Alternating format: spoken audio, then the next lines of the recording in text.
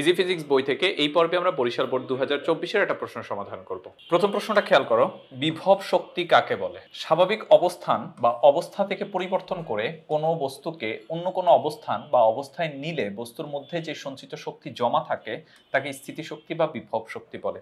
দুটো জিনিস বলা হয়েছে, একটা হচ্ছে স্বাভাবিক অবস্থান থেকে আর একটা হচ্ছে স্বাভাবিক অবস্থা থেকে। স্বাভাবিক অবস্থা কিরকম, ধরো একটা রাবারের ব্যান্ড আছে, এটা নর্মাল অবস্থায় আছে, এই অবস্থা পরিবর্তন করে আমি যদি এটাকে টেনে লম্বা করি তাহলে এটাকে কাজ করার কিছু সামর্থ্য অর্জন হবে। টেনে লম্বা করে হাতের উপর ছেড়ে দিয়ে দেখবা ঠাস করে বাড়ি মারবে, এই যে বাড়ি মারার জন্য তার যে শক্তিটা এটাই কিন্তু বিভব শক্তি। অথবা ফ্লোরে একটা বস্তু পড়ে আছে, এটাকে আমি কিছুটা উচ্চতায় উঠাইলাম, এই উচ্চতায় উঠাইলে এর মধ্যে কাজ করার কিছু সামর্থ্য হবে, কারণ মাথার উপর ছেড়ে দিয়ে দেখো বুঝবা। তো এই যে কোন একটা বস্তুর অবস্থা বা অবস্থানের পরিবর্তন করলে বস্তু কাজ করার যে সামর্থ্য অর্জন করে তাকে আমরা বলি বিভব শক্তি। খ নম্বর প্রশ্নে বলা হলো ভরবেগ এবং গতিশক্তির মধ্যে সম্পর্ক ব্যাখ্যা করো। দেখো আমরা সূত্র জানি ভি স্কয়ার সমান ইউ স্কয়ার প্লাস 2as। এখন এখান থেকে as সমান কি লেখা যাবে, এই যে দেখো ভি স্কয়ার যদি আদিবেগকে আমরা 0 ধরে নিই, যে স্থির অবস্থা থেকে একটা বস্তু চলা শুরু করেছে তাহলে এটা 0 হয়ে যাবে, তাহলে ভি স্কয়ার সমান 2as। as সমান কি হবে, ভি স্কয়ার বাই 2। এখন কাজ শক্তি উপপাদ্য অনুসারে আমরা জানি গতিশক্তি সমান হচ্ছে কৃত কাজ, গতিশক্তি সমান কৃত কাজ MAS। তাহলে এই যে গতিশক্তি টি হচ্ছে গতিশক্তি, গতিশক্তি সমান কি হবে, এই যে as এর পরিবর্তে আমরা লিখতে পারি কি ভি স্কয়ার বাই 2, as এর পরিবর্তে লিখলাম ভি স্কয়ার বাই 2, তাহলে mv স্কয়ার বাই 2। আবার ভরবেগ p সমান হচ্ছে mv, ভরবেগ p সমান হচ্ছে mv। তাহলে আমরা এখান থেকে এই যে mv এটাকে আমরা কি করতে পারি, t সমান হচ্ছে, আমি যদি উপরে একটা m গুণ করি তাহলে m স্কয়ার আর ভি স্কয়ার। এখন আমি উপরে একটা m গুণ করেছি তাহলে নিচে কি করতে হবে, নিচে একটা m গুণ করে দিতে হবে, তাহলে m স্কয়ার আর m কাটাকাটি গিয়ে m হয়ে যাবে, মানে পূর্বের অবস্থায় ফিরে চলে আসবে। এখন এই যে m স্কয়ার ভি স্কয়ার এইটার পরিবর্তে কি লেখা যাবে, পি স্কয়ার ডিভাইডেড 2m, তাহলে t সমান দাঁড়াচ্ছে কি পি স্কয়ার বাই 2m। অথবা যদি আমি ভরকে কনস্ট্যান্ট ধরি তাহলে গতিশক্তি সমান হচ্ছে কি দাঁড়াচ্ছে, পি স্কয়ার, অর্থাৎ গতিশক্তি ভরবেগের বর্গের সমানুপাতিক, অথবা টি সমান হচ্ছে পি স্কয়ার বাই 2m। এটাই হচ্ছে আমাদের কি, এই যে ভরবেগ এবং গতিশক্তির মধ্যে সম্পর্ক। গ নম্বর প্রশ্নের ক্ষেত্রে খেয়াল করো, প্রথম মোটরের কর্মদক্ষতা নির্ণয় করো। দুটি তড়িৎ মোটর দ্বারা 30 মিটার উঁচু, কত মিটার, 30 মিটার, বাড়ির ছাদে যথাক্রমে 800 লিটার ও 1200 লিটার পানি 30 সেকেন্ডে তুলতে পারে। খেয়াল করো, প্রথম মোটরটা হচ্ছে 30 মিটার উচ্চতায় 800 লিটার পানি উঠাইতে পারে 30 সেকেন্ডে। আমাকে বলেছে কি কর্মদক্ষতা বের করতে, এবং প্রথম মোটরের ক্ষমতা আমার কাছে বলা আছে, আমাকে বের করতে হবে কি কর্মদক্ষতা।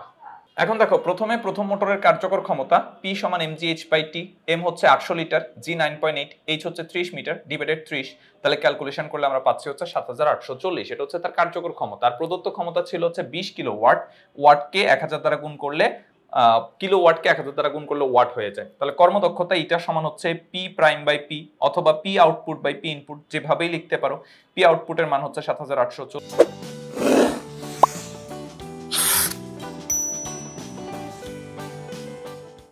পি ইনপুটের মান হচ্ছে 20000 ইনটু 100% সমান হচ্ছে 39.2%। এটাই হচ্ছে মোটরের কর্মদক্ষতা। ঘ নম্বর প্রশ্নের ক্ষেত্রে খেয়াল করো, দ্বিতীয় মোটরের শক্তির রূপান্তর প্রক্রিয়া ক্ষমতা নির্ণয়ের মাধ্যমে বিশ্লেষণ করো। ক্ষমতা নির্ণয় করে শক্তিতে ট্রান্সফার করে আমাকে দেখাইতে হবে শক্তির রূপান্তর প্রক্রিয়াটা কিরকম, মানে কতটুকু শক্তি দেওয়া হয়েছে, কতটুকু কাজে রূপান্তরিত হয়েছে, কতটুকু অপচয় হয়েছে। তো প্রথমে আমরা তার কৃত কাজ বা কার্যকর শক্তি যেটা ছিল সেটা বের করি।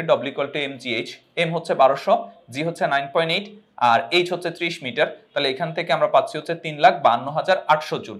এইটা হচ্ছে তার কার্যকর শক্তি, এটা হচ্ছে তার কার্যকর শক্তি। এখন কার্যকর ক্ষমতা কত হবে, P2 সমান হচ্ছে W বাই T।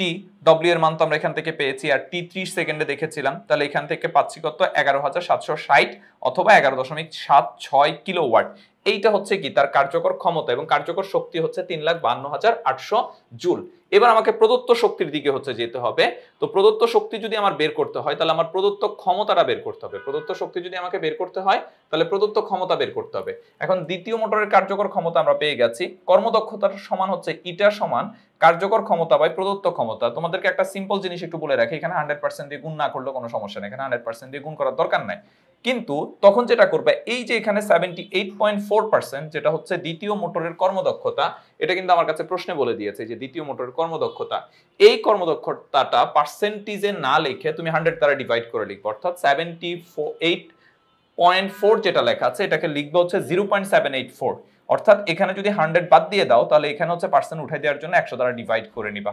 তো এখান থেকে হচ্ছে আমরা পি ইনপুটটা বের করে নিয়েছি। পি ইনপুট হচ্ছে 15 কিলো ওয়াট। এখন এই 15 কিলো ওয়াটকে, এটা হচ্ছে তার ক্ষমতা, আমার শক্তি বের করতে হবে।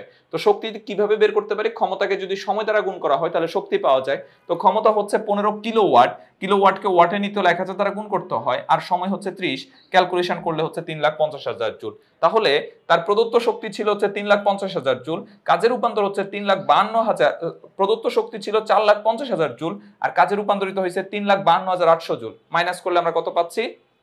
97,200 জুল। সুতরাং এইটা হচ্ছে তার অপচয়কৃত শক্তি। তাহলে তার প্রদত্ত শক্তি থেকে এতটুকু কাজে রূপান্তরিত হয়েছে, এতটুকু শক্তি অপচয় ঘটেছে। আর শক্তির অপচয় কি ঘটে? মোটরের ক্ষেত্রে হচ্ছে শব্দ তৈরি করে, তারপরে তোমার তাপ তৈরি করে, এর মাধ্যমে হচ্ছে শক্তির অপচয় ঘটে। তাহলে এটাই ছিল তার শক্তির রূপান্তর প্রক্রিয়া। তা আশা করি তোমরা বুঝতে পেরেছো। যারা ইজি ফিজিক্স বই সংগ্রহ করেনি খুব দ্রুত ইজি ফিজিক্স বই সংগ্রহ করে ফেলবে। সবাই ভালো থাকবে, সুস্থ থাকবে। আল্লাহ হাফেজ।